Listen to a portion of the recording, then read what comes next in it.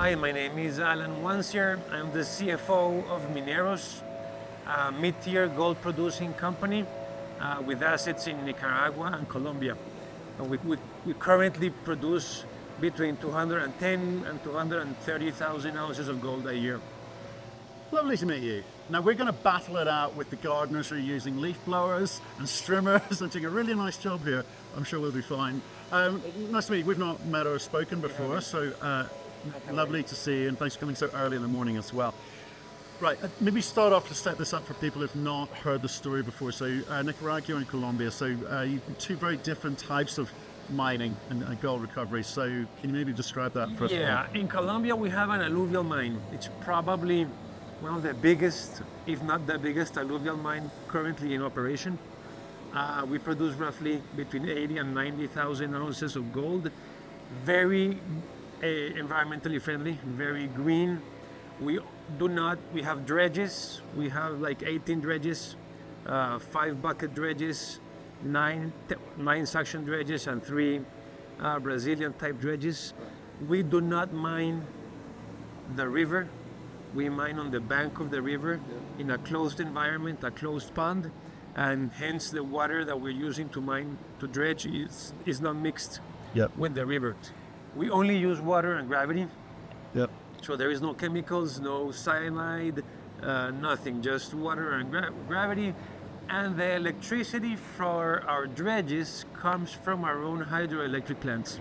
Right. So it's very, very, let's call it green gold, probably the greenest in the world. And as we move north next to the river, we close the mine. Right. So as we move, we close the mine, so the mine is almost completely closed. Only the current operation is open. That's Colombia. Not very understood, but very predictable. In Nicaragua, we produce roughly 130,000 ounces of gold a year, underground mining, but out of those 130, 90,000 come from artisanal mining. In Nicaragua, it is legal. Artisanal mining is legal. In fact, any mining operation has to give at least 1% of their land package to artisanal miners. Okay. We saw that as an opportunity, and we created a model where we buy the ore from the miners.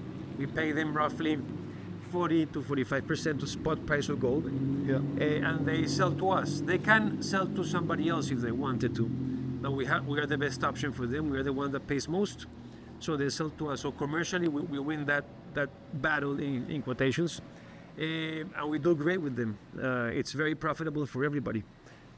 No, so it's very interesting. So you kind of got the I say green gold with a very sustainable, predictable process up the river, and you kind of closed loop. You close everything behind you, as it were, as you work your way up. I think that's really interesting, and is not something we talk about or hear about very, very often. So you said it's misunderstood. Is it a case of misunderstood, or maybe people just don't understand?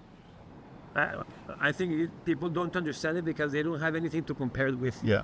I think we're the only company trading in a public market that is alluvial. Right. People generally think of alluvial as Gold Rush or the Yukon or Panning, but we are not that. There's more like tin dredgers that you find in Malaysia or Singapore. Exactly, right. No, but we are a big company. We've been in this alluvial for 50 years, and before us, an American company owned the mine, and we're there for 50 years. Right. So it's a very stable operation. Right. We have already drilled all the concession. We know where our dredges are going to be in the next 10 years. Yeah. We have already reserves. We SLR certifies our reserves. Yeah. We have 1.1 million ounces in reserves currently. Okay. That gives us 10 years life of mine. So that's the environmentally friendly bit, and then you kind of got the social bit. Obviously, Nicaragua, where you're working with artisanal miners, is also quite good. It kind of gives you permission to be there. Yes. Which, because I think most people think of Nicaragua and they think difficult. It's hard to be there. But you've been there for how long? We've been there since 2013, so 11 years. Right. I actually started my career in Mineros as the finance director in Nicaragua. Yep. So I know it pretty well. Yeah. And it's fantastic. we have 6,000 artisanal miners, more or less, Right. and we give them a good livelihood. So yes, it gives us a lot of social license, absolutely. And are they sort of beholden to manage their own kind of the health and safety element to this can be difficult? You're not responsible for them. You just buy the gold, or is there Yes. some collaborative type work? No, so no, we have a commercial agreement. They are Right, not that's our it, okay. employees. We buy their gold, but since we started this model, we were able to bring to the region Yeah. insurance, life insurance, accident insurance. Yeah. Not work. We checked that they don't work with miners. Right. So we're making them more small scale miners instead of artisanals. It's a process. It takes some time, but it's working really well. I wanted to say something else. People think of Nicaragua as a difficult country. Yeah. For us, it has been fantastic. For us, it's sometimes easier to work in Nicaragua than to work in Colombia, for example. Really? It's a fantastic mining geography. We'll talk about the kind of political component, because that's what people go straight away to this, and they're worried about foreign direct investment and all these things. So again, it's coming back to that misunderstanding. It's not a country that most people talk about. There are miners in country, but not a lot. Yeah, no, there's not a lot. And what our strategy is that we act as a guest when they invite you to dinner. So if there's an issue between the owners of the party, we just let them resolve them. Right. And we don't say anything, we stay afar. And that's what we've done. We're a good corporate citizen for Nicaragua. We give employment, Yep. we pay our taxes, Yeah. and we also have an income. It works for everybody. Right, and then talk me through. I mean, you're CFO, so talk me through the quarterly results, some of the headline numbers there in terms of how those ounces break down. Certainly in Nicaragua, where you said obviously some of that comes from the artisanal, some of it's your own.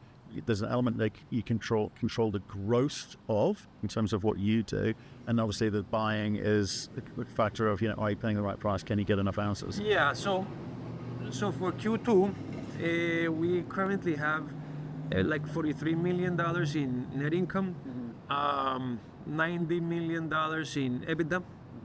If you multiply that by 2, let's assume the second half is similar to the first half. Yeah. We should be at around $170 million in That's on EBITDA. guidance.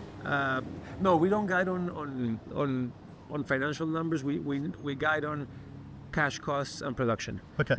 But interesting EBITDA, and we're currently our market cap is like 300 million Canadian. So we are probably on the cheaper side of gold mining companies. Yeah. We believe it's a very interesting investment. On terms of guidance, we will probably be on the lower side of production guidance, but within guidance, hopefully. And on cash cost and ASIC, we will probably be at the higher end of guidance, middle to higher end, because of gold price. Yeah. So because we buy from artisanals, as gold goes up, so does our costs.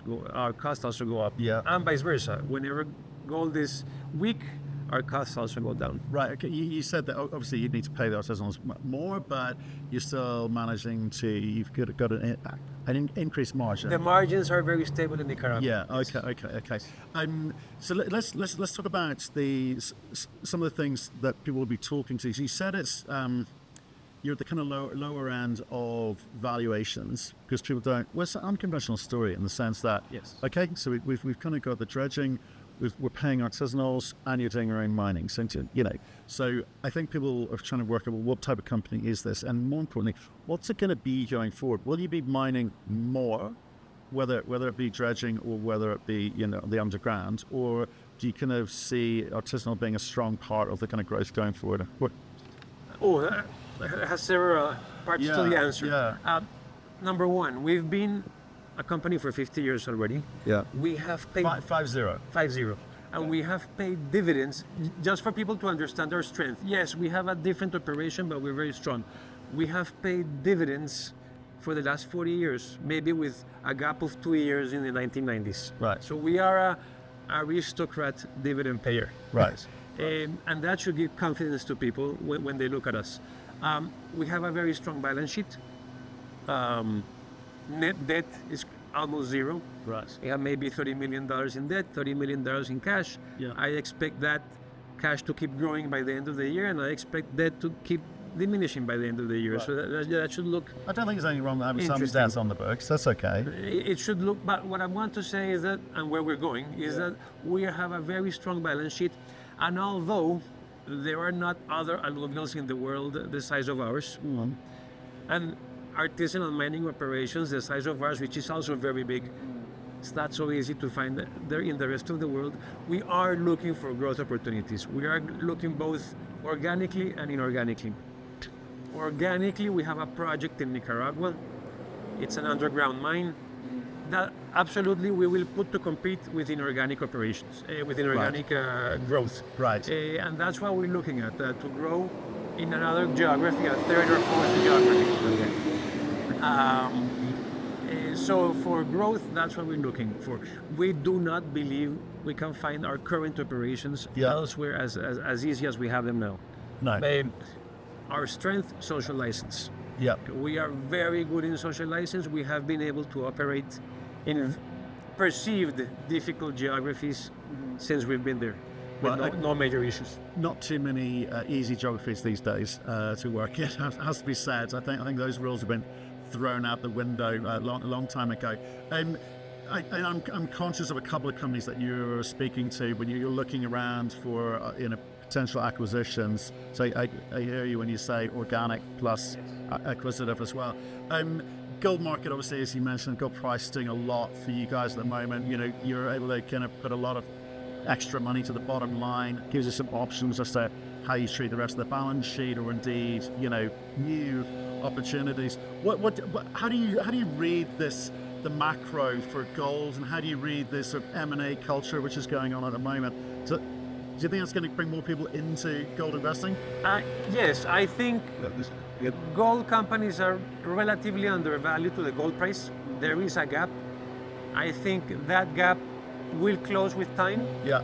But there's some time to do M&A transactions accretive for shareholders, because there is a gap between valuations and gold price. Gold price is relatively high, but I think it still has more legs to go up higher, especially with the geopolitical issues currently in the world, especially with the interest rates that we expect to continue to go down worldwide. So I think gold price is high, but can go higher. So I think we are in a good position to be in the gold industry, a very good position. Right, so with any of the kind of acquisitive component, it's still you to stick with gold or precious metals? We as a company believe we would stick with gold and whatever comes attached to it, but primarily gold, yes. Okay, fine, okay. So I guess I'm going to leave you to kind of sign it off in terms of why should people new to this story invest in you guys compared to all the other stories out there and here this week at this conference that we're at? Because, again, as I said before, we are a relatively good investment on a valuation perspective, and we pay a fantastic dividend. Our dividend yield is currently 12-13%. Double digit. Double digit, not because we pay too much, we have the cash to pay it, but because our valuation is so low.